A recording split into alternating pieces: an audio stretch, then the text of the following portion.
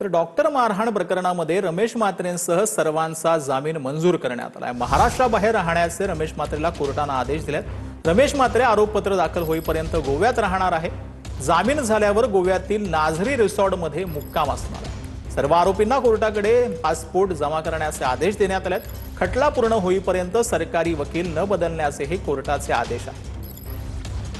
माननीय हायकोर्टचे मेहरबान हायकोर्टचे जे काय आदेश होते ते त्यांनी पालन केले आणि ते पालन केल्यानंतर जे काय प्रोसिडिंग झाली आणि आज त्याचा निकाल लागला तर ते कंडिशनल बेल त्यांना देण्यात आली आहे। त्यांना महाराष्ट्र हद्दपार राहावे असं हायकोर्टाने सांगितलंय आणि त्याच्यानंतर बरेचसे असे ग्राउंड्स आहे कंडिशन्स आहे ते त्यांच्यावर इम्पोज करण्यात आले। ते आम्ही सगळं कंडिशन्स मान्य करू आणि राहायला विषय बाहेर येण्याचा ते अजूनही आधारवाडी कारागृहात आहेत आणि जे बेलचं ऑर्डर आहे ते आम्हाला कंप्लायन्स करायला इथं सबमिट करावं लागते। ते अजून बेलचा ऑर्डर आला नाही।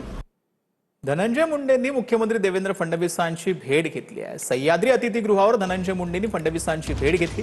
विविध कामांसंदर्भात निवेदन देण्यासाठी भेट घेतल्याची माहिती आहे। तर बीड जिल्ह्यामध्ये गेल्या 2 वर्षात गुन्हेगारीच्या घटना घडल्यानं कायदा सुव्यवस्थेचा प्रश्न गंभीर बनला आहे। या पार्श्वभूमीवर राज्याचे पोलीस महासंचालक सदानंद दाते यांनी स्वतः बीडच्या 2 दिवसीय आढावा दौरा केला।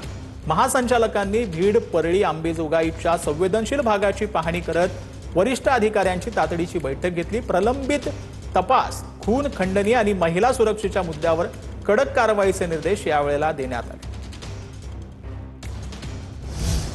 तर प्रशांत किशोर यांनी सर्व अभ्यास करूनच निष्कर्ष मांडला असं ठोंबरेंनी म्हटलं। रुपाली ठोंबरेंचा नाव न घेता सुनील तटकरेंवर निशाणा पाहायला मिळतो। खुर्चीला चिटकून बसण्याचा आग्रह कशासाठी असं ठोंबरेंनी म्हटलं। प्रदेशाध्यक्ष सुनील तटकरेंचं नाव न घेता ठोंबरेंनी खोचक सवाल केलेला आहे। तर रुपाली ठोंबरे पाटील यांनी काय पोस्ट केले ते आपण पाहूया। प्रशांत किशोर हे अनुभवी रणनीतिकार आहेत। त्यांनी परिस्थितीचा सर्वकष अभ्यास करूनच आपलं विश्लेषण मांडलं आहे।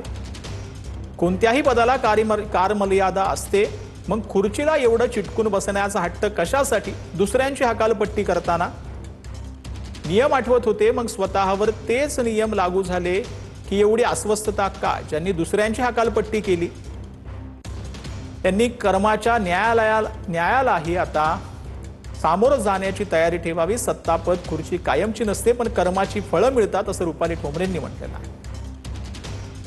वेळ आली की जागा रिकामी करावीच लागते, पाप लपली जात नाहीत, कर्माची फळं भोगावी लागणारच असं रुपाली ठोंबरेंनी म्हटलं।